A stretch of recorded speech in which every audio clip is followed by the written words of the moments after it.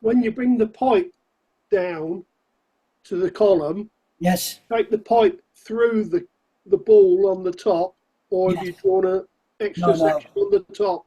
Although we haven't finished this yet, I'll show you now. So if we take our, where's our column gone? There's our column. Let's switch off our sketches. So basically, it's to highlight that, move that down, bring it down. And of course, you'd have the other bits in there. Swivel it round to see how you are, look. And because it's all in the same plane, and it just fits in. Before I move it down, I would have added these other bits on the end by the same method. This one over here, look, is exactly the same method as there. I'm not drawing this. This was just put on for your benefit. This is just the, I use a piece of heat shrink for my hose bag on the end. But as I say, that end's the same as that end. And again, you can add these bits in exactly the same way and then just join both together and add whatever bits you want. If you're happy with that, I'll just run through how I do this ton dish on the end. Okay?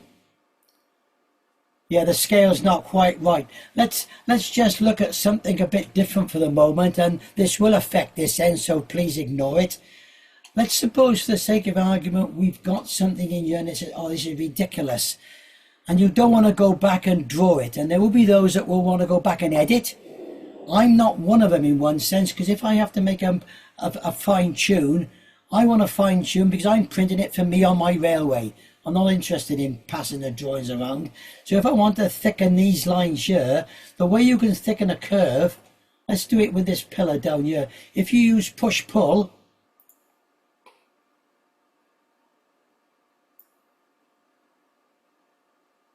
and you can type in how much you want to do it by. You can't use extrude on curved surfaces, but you can use push-pull on surfaces.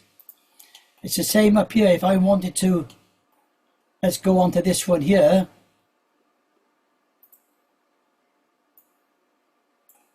Well, that's ridiculous, I know, but you get the idea. And you can be accurate because you can type in the millimeters if you want to. So you are able to alter things with the push-pull on a curve, okay?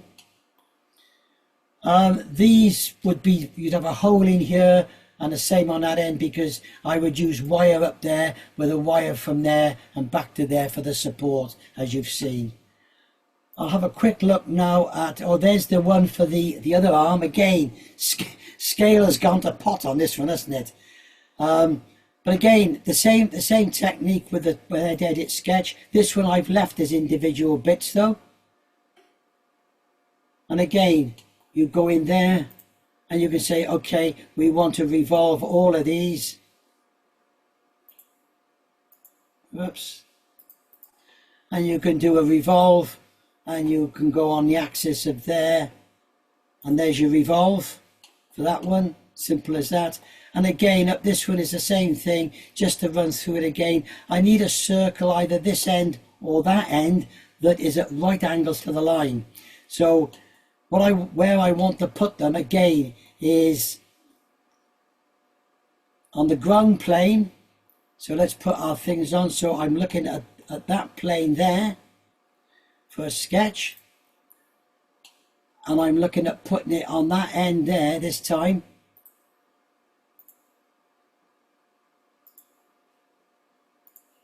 And then I can go in and do a sweep, highlight that one, highlight the path,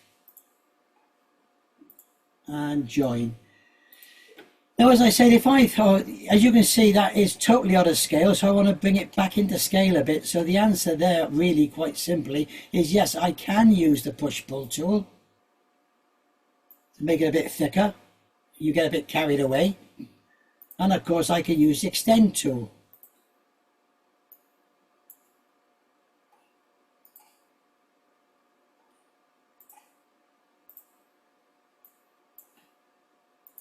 So you can see there how you can adjust it yourself.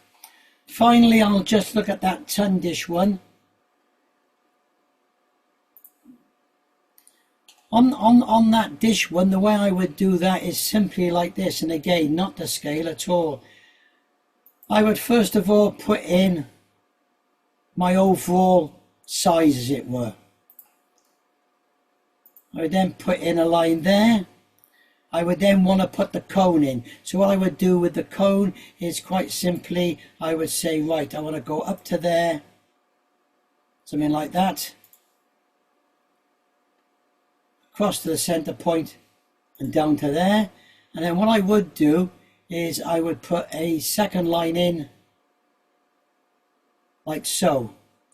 And then with the scissors, I would take that out, I would take that out, I would take that out, and that, and that. Finish it, into revolve, hit the revolve, axis, and there I've got my finished water thing. Questions? Yes, yes. Can you go through the steps for that revolve slowly, please? Certainly.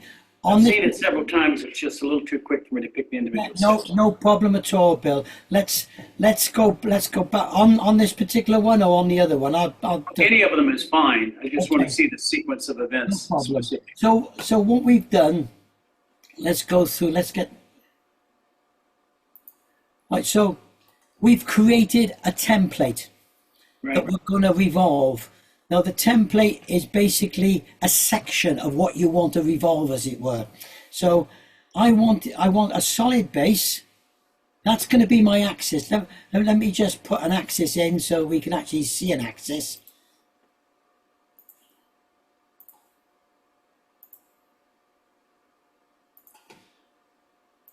Right, so I'm going to revolve it round the axis. Now I want the bottom solid. If I wanted it hollow, then basically all I would do is this, and we'll make it hollow just to show you. And we take a line down there like that, and then, whoops, wrong tool, scissors. So you can see what I've done to make it hollow. It's drawn away from the axis by the amount of half the diameter. So that's our template. We finish our sketch. We then basically highlight the template that we want to revolve. We choose the revolve tool. Okay. If it's not on your toolbar, it will be under create. And if it's not on the toolbar and you want to add it, let's say I'll do it with the coil tool. You've got three little dots here. Click on those three little dots and you can pin the toolbar. Got it. Okay, so highlight, revolve. Now, wait, okay. because I highlighted it first, it's already found the profile. Let's suppose I didn't. Let's suppose I hit the revolve tool first. Well, it's the only one on the drawing, so it's found it automatically. Then it's asking for the axis. Now the axis I wanted on is this one here. Click on it. And that's it. Done. Hey, wait, just back up a couple of steps. You were doing fine in the last two you kind of zipped through. Right, so to that level. I've got it all the way to the pop-up window. Just go through those steps slowly, please. So in that case, if you've got, when you there's the revolve, there's the pop-up window, right? Right, from here. Just step at a time. If it says one selected, it's already found the profile for you, and it's Okay. in blue. Let's take it away. It might come up like that, where it's there's nothing selected. So if it's showing that, then you just go over and click on the profile. Got it. Okay. One selected. You then move down to the axis, and you select the axis, and it says one selected, and it does the job for you. Now, what you can do, if you want to, is you can have partial. So you can do partial. And with partial, you can say 90 degrees. Whoops. So I've now just got 90 degrees. Or I can do 90 degrees two sides. So if I do symmetrical, You can see now how it's done 90 degrees on both sides. And the extent types up there, if you picked The extent is partial. full, you wouldn't need to put an angle in? No, you put the angle in there. See, partial is angle. That to object is where you click another object to take it to it, or the full. If you're doing partial, you type the angle in there. Let me take off symmetrical, so we're going back to one side. So My question was, if the extent type was full, does It that do the full 360 automatically, or do you still have to put an automatically does, yeah, automatically does 360. angle? Okay, good. Yeah, that was my question. Okay, I'm All with right. you. Good. Okay, okay, Phil.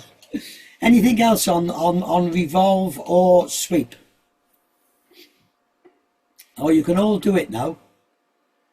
They won't be asking any more questions on revolving or sweeping, John? Well, now's a chance for people to be asking the questions, isn't it? Yeah. I must admit, I've learned, thank you.